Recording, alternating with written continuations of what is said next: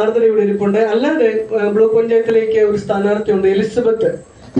എൻ്റെ അടുത്ത കൂട്ടുകാരിയും എൻ്റെ ഞങ്ങൾ ഈക്വൽ ആയിട്ടുള്ള രണ്ട് വ്യക്തികളാണ്, വിഡോസ് ആണ്. ഞങ്ങൾ രണ്ടുപേരും വിഡോസ് ആണ്.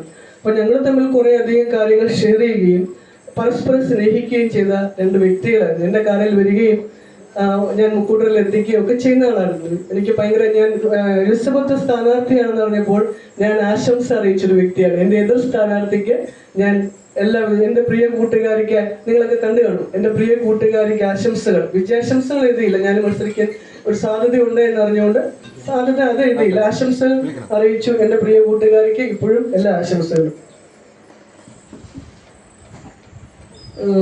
പിന്നെ നാട് അനുഭവിക്കുന്ന പ്രശ്നങ്ങളിൽ എപ്പോഴും നമ്മൾക്ക് ഒറ്റക്കെട്ടായിട്ട് നിന്നിട്ടുള്ളവരാണ്. വന്യമൃഗശല്യം പ്രധാന ഒരു വിഷയമാണ്. കാട്ടിൽ നിൽക്കേണ്ട വന്യമൃഗങ്ങൾ ഇക്കരയ്ക്ക് കയറി കഴിഞ്ഞാൽ നമുക്ക് എന്താണ് ചെയ്യാൻ പറ്റുന്നത് നമ്മളെല്ലാവരും കൂട്ടം കൂടി ആലോചിച്ചാണ്. ഫെൻസിങ് അടക്കമുള്ളത് അലക്സാറിനൊക്കെ അറിയാം, അജിത് പനാനിക്കൊക്കെ അറിയാം. നമ്മളെല്ലാം എഴുതി കുത്തി അവരെ ഫോറസ്റ്റുകാരെ വിളിച്ചു വരുത്തി ഒരുപാട് ഫെൻസിങ് ഫണ്ട് തരാം എന്ന് പറഞ്ഞ് പോയതല്ലാതെ ഫോറസ്റ്റിന്റെ അടക്കമുള്ള യാതൊരുവിധ ഫണ്ടുകളും നമുക്ക് ഇങ്ങോട്ട് വരാത്തത് കൊണ്ടാണ് ഇപ്പോൾ ഈ അനുഭവിക്കുന്ന പ്രശ്നങ്ങൾ. അത് ഫണ്ടിന്റെ ഒരു എഫിഷ്യൻസി എന്ന് തോന്നുന്നു, അത് ഇല്ലാത്തതാണ് അതിന്റെ ഒരു പ്രശ്നം. ഫണ്ട് വരുന്ന അനുസരിച്ച് നമ്മൾ അത് കൂട്ടായി ചെയ്യും. റോഡിന്റെ ശോചനീയാവസ്ഥ, പ്രിയപ്പെട്ട മാത്യു പറഞ്ഞ ഒരു വാചകം തെറ്റാണ്. കാര്യം ഫണ്ട് ഈ റോഡ് ഇങ്ങനെ കിടക്കുന്നു എന്ന് പറഞ്ഞു. 17 ലക്ഷം രൂപയുടെ ടെൻഡർ നടത്തിയ റോഡാണിത്. ആ 17 ലക്ഷം രൂപയും നമ്മൾ DR കെട്ട് രണ്ട് സൈഡും നമ്മൾ കുറച്ച് പൂർത്തീകരിച്ചിട്ടുണ്ട്. അതുകൊണ്ട് പഞ്ചായത്ത് 10 ലക്ഷം രൂപ, ഓരോ പഞ്ചായത്ത് മെമ്പർമാർക്കും 10 ലക്ഷം രൂപ വീതം ഉണ്ടായിരുന്നു. എൻ്റെ പഞ്ചായത്തിൽ 10 ലക്ഷം രൂപ ഉപയോഗിച്ച് നമ്മൾ താഴോട്ടുള്ള റോഡ് 9-ാം വാർഡിന്റെ 28 ബാവച്ചാറിന്റെ താമസിക്കുന്ന വീടിന്റെ താഴ്ഭാഗത്തേക്ക് ഞാൻ എൻ്റെ റോഡ് ചെയ്ത് കഴിഞ്ഞു. പിന്നെ 8-ാം വാർഡിന്റെയാണ് കിടക്കുന്നത്. അത് എടുക്കാൻ ആളില്ല. കോൺട്രാക്ടർക്ക് സമയത്ത് പൈസ കൊടുക്കാഞ്ഞത് മൂലം അത് ടെൻഡർ എടുക്കാൻ, നിങ്ങൾ അതിന്റെ സത്യാവസ്ഥ, ടെൻഡർ എടുക്കാൻ ആളെ കിട്ടിയില്ല, സമയത്ത് ടെൻഡർ എടുക്കാൻ ആളെ കിട്ടിയില്ല. പിന്നെ ഒരാളുടെ കാലെ കയ്യെ പിടിച്ചാണ് നമ്മൾ ടെൻഡർ എടുപ്പിക്കുന്നത്. കാര്യം എന്താ? കരാറുകാർക്ക് കൊടുക്കാനുള്ള ഫണ്ട് ഗവൺമെന്റ് കൊടുക്കണം. ആ ഗവൺമെന്റ് കൊടുക്കാത്തതിൽ വന്ന വീഴ്ചയാണ്. നമ്മൾ പിന്നെ കാലെ കയ്യെ പിടിച്ചാണ് ഒരു കോൺട്രാക്ടറെ കൊണ്ട് ഒരു കോൺട്രാക്ട് എടുപ്പിക്കുന്നത്. നമ്മളെ വീട്ടിൽ നിന്ന് കൊണ്ടുവന്നിട്ട് ആരും ഫണ്ട് എടുക്കുകയില്ല. കൊടുക്കാനുള്ള ഗവൺമെന്റിന്റെ ഫണ്ട് കൊടുത്തെങ്കിൽ മാത്രമേ അടുത്തയാൾ വന്നിട്ട് ആ കോൺട്രാക്ട് എടുക്കുകയുള്ളൂ. അതുകൊണ്ട് ഇപ്പൊ അങ്ങനെ സംഭവിച്ചേക്കുന്നതാണ്. 17 ലക്ഷം രൂപയുടെ ടെൻഡർ പണി പൂർത്തീകരിച്ചിട്ടുണ്ട്.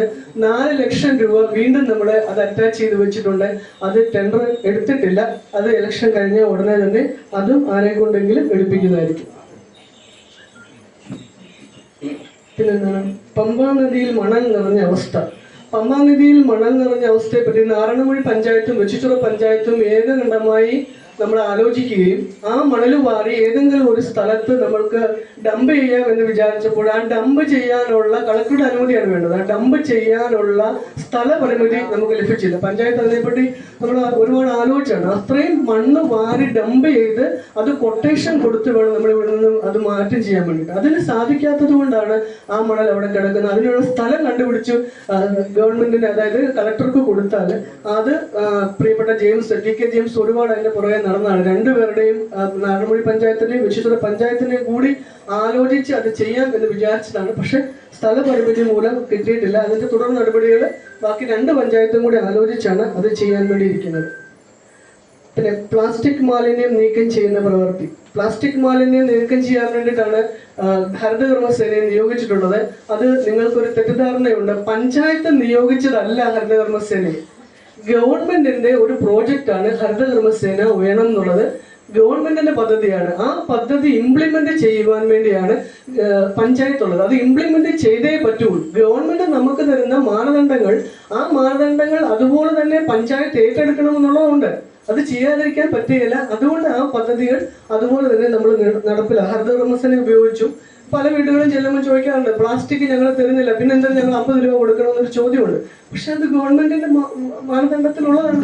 അത് ചെയ്തേ പറ്റുള്ളൂ. അല്ലെങ്കിൽ പഞ്ചായത്ത് അതിന് സമാധാനം പറയേണ്ടി വരും. അത് ഏത് കക്ഷി ഭരിച്ചാലും അങ്ങനെയാണ്. റോഡിന്റെ ഇരുവശങ്ങളിലുമുള്ള കാടുകൾ നിറഞ്ഞ അവസ്ഥ.